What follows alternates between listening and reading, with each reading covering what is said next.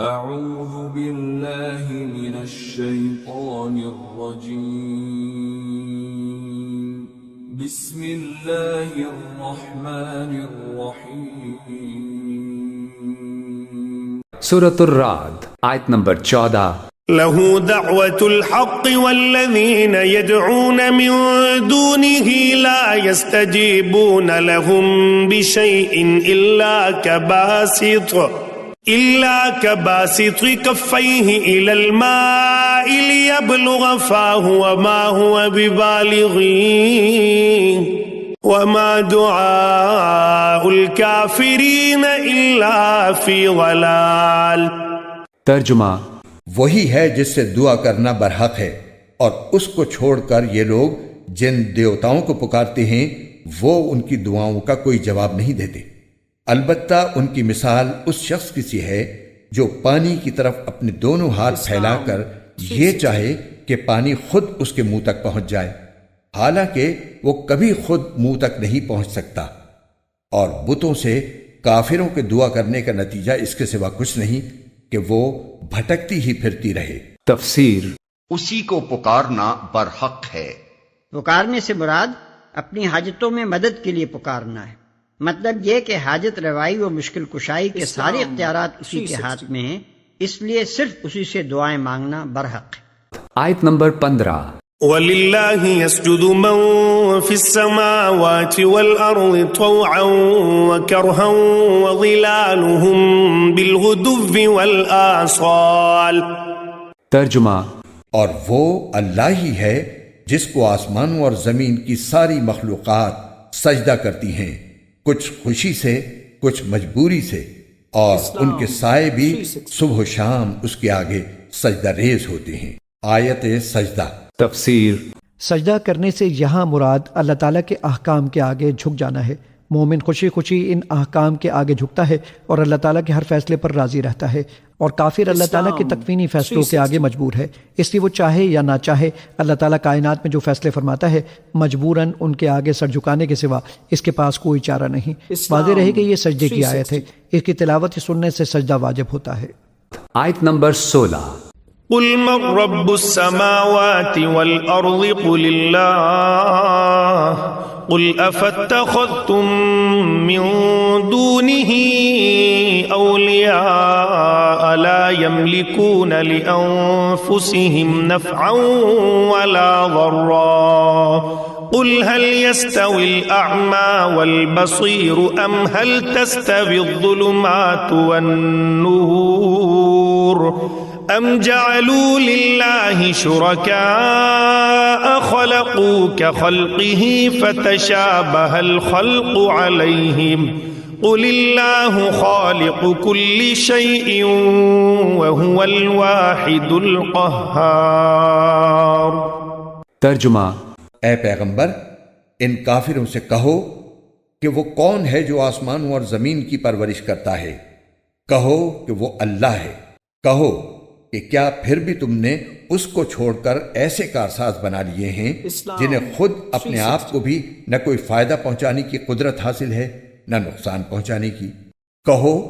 کہ کیا اندھا اور دیکھنے والا برابر ہو سکتا ہے، یا کیا اندھیریاں اور روشنی ایک جیسی ہو سکتی ہیں؟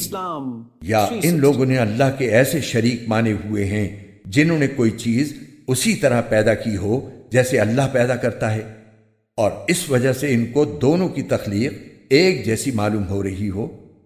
اگر کوئی اس غلط فہمی میں مبتلا ہے تو اس سے کہہ دو کہ صرف اللہ ہر چیز کا خالق ہے،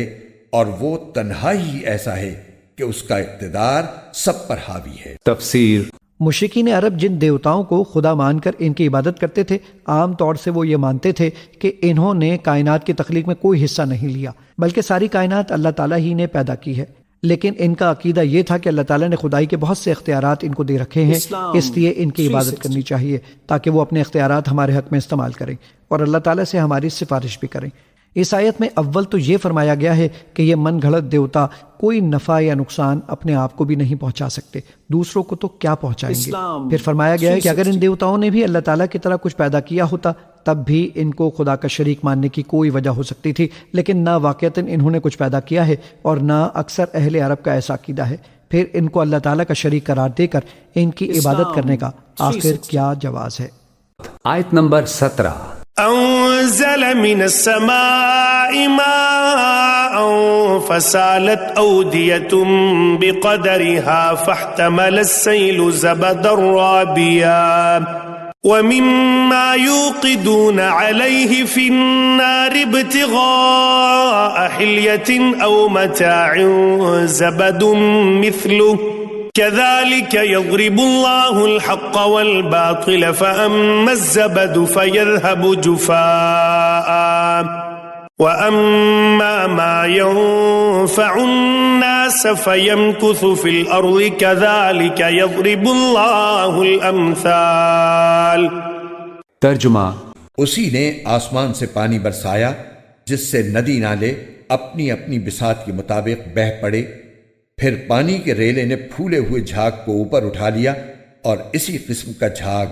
اس وقت بھی اٹھتا ہے جب لوگ زیور یا برتن بنانے کے لیے دھاتوں کو آگ پر تپاتی ہیں۔ اللہ حق اور باطل کی مثال اسی طرح بیان کر رہا ہے کہ دونوں قسم کا جو جھاگ ہوتا ہے وہ تو باہر گر کر ضائع ہو جاتا ہے، لیکن وہ چیز جو لوگوں کے لیے فائدہ مند ہوتی ہے وہ زمین میں ٹھہر جاتی ہے۔ اسی قسم کی تمثیلیں ہیں جو اللہ بیان کرتا ہے۔ تفسیر، تو سطح پر جھاگ بھی آ گئے۔ اس تمثیل میں اس علم کو جو نبی صلی اللہ علیہ وسلم پر وحی کے ذریعے سے نازل کیا گیا تھا آسمانی بارش سے تشبیہ دی گئی، اور ایمان لانے والے سلیم الفطرت لوگوں کو ان ندی نالوں کے مانند ٹھہرایا گیا ہے جو اپنے اپنے ظرف کے مطابق باران رحمت سے بھرپور ہو کر رواں دواں ہو جاتے ہیں، اور اس ہنگامہ و شورش کو جو تحریک اسلامی کے خلاف منکرین و مخالفین نے برپا کر رکھی تھی اس جھاگ اور اس خس و خاشاک سے تشبیہ دی گئی ہے جو ہمیشہ سیلاب کے اٹھتے ہی سطح پر اپنی اچھل کود دکھانی شروع کر دیتا ہے۔ زیور اور برتن وغیرہ بنانے کے لیے لوگ پگھلایا کرتے ہیں، یعنی بھٹی جس کام کے لیے گرم کی جاتی ہے وہ تو ہے خالص دھات کو تپا کر کارآمد بنانا، مگر یہ کام جب بھی کیا جاتا ہے میل کچیل ضرور ابھر آتا ہے، اور اس شان سے چرخ کھاتا ہے کہ کچھ دیر تک سطح پر بس وہی وہ نظر آتا رہتا ہے۔ آیت نمبر 18 للذين استجابوا لربهم الحسنى والذين لم يستجيبوا له لو أن لهم ما في الأرض جميعا ومثله معه لافتدوا به أولئك لهم سوء الحساب ومأواهم جهنم وبئس المهاد۔ ترجمہ، بھلائی انہی لوگوں کے حصے میں ہے جنہوں نے اپنے رب کا کہنا مانا ہے، اور جنہوں نے اس کا کہنا نہیں مانا اگر ان کے پاس دنیا بھر کی ساری چیزیں بھی ہوں گی بلکہ اتنی ہی اور بھی، تو وہ قیامت کے دن اپنی جان بچانے کے لیے وہ سب کچھ دینے کو تیار ہو جائیں گے۔ ان لوگوں کے حصے میں بری طرح کا حساب ہے، اور ان کا ٹھکانہ جہنم ہے، اور وہ بہت برا ٹھکانہ ہے۔ تفسیر، اس سب کو فدیہ میں دے ڈالنے پر تیار ہو جائیں گے، یعنی اس وقت ان پر ایسی مصیبت پڑے گی کہ وہ اپنی جان چھڑانے کے لیے دنیا و مافیہ کی دولت دے ڈالنے میں بھی تعامل نہ کریں گے، جن سے بری طرح حساب لیا جائے گا۔ بری حساب فہمی یا سخت حساب فہمی سے مطلب یہ ہے کہ آدمی کی کسی خطا اور کسی لغزش کو معاف نہ کیا جائے، کوئی قصور جو اس نے کیا ہو مواخذے کے بغیر نہ چھوڑا جائے۔ قرآن ہمیں بتاتا ہے کہ اللہ تعالیٰ اس طرح کا محاسبہ اپنے ان بندوں سے کرے گا جو اس کے باغی بن کر دنیا میں رہے ہیں، بخلاف اس کے جنہوں نے اپنے خدا سے وفاداری کی ہے اور اس کے مطیع فرمان بن کر رہے ہیں، ان سے حساب یسیر یعنی ہلکا حساب لیا جائے گا۔ ان کی خدمات کے مقابلے میں ان کی خطاؤں سے درگزر کیا جائے گا، اور ان کے مجموعی طرز عمل کی بھلائی کو ملحوظ رکھ کر ان کی بہت سی کوتاہیوں سے صرف نظر کر لیا جائے گا۔ اس کی مزید توضیح اس حدیث سے ہوتی ہے جو حضرت عائشہ صدیقہ رضی اللہ عنہا سے ابو داؤد میں مروی ہے۔ حضرت عائشہ صدیقہ فرماتی ہیں کہ میں نے عرض کیا، یا رسول اللہ صلی اللہ علیہ وسلم، میرے نزدیک کتاب اللہ کی سب سے زیادہ خوفناک آیت وہ ہے جس میں ارشاد ہوا ہے کہ من یعمل سوءا یجزا بہ، جو شخص کوئی برائی کرے گا وہ اس کی سزا پائے گا۔ اس پر حضور صلی اللہ علیہ وسلم نے فرمایا، عائشہ کیا تمہیں معلوم نہیں کہ خدا کے مطیع فرمان بندے کو دنیا میں جو تکلیف بھی پہنچتی ہے حتیٰ کہ اگر کوئی کانٹا بھی اس کو چبھتا ہے تو اللہ اسے اس کے کسی نہ کسی قصور کی سزا قرار دے کر دنیا ہی میں اس کا حساب صاف کر دیتا ہے۔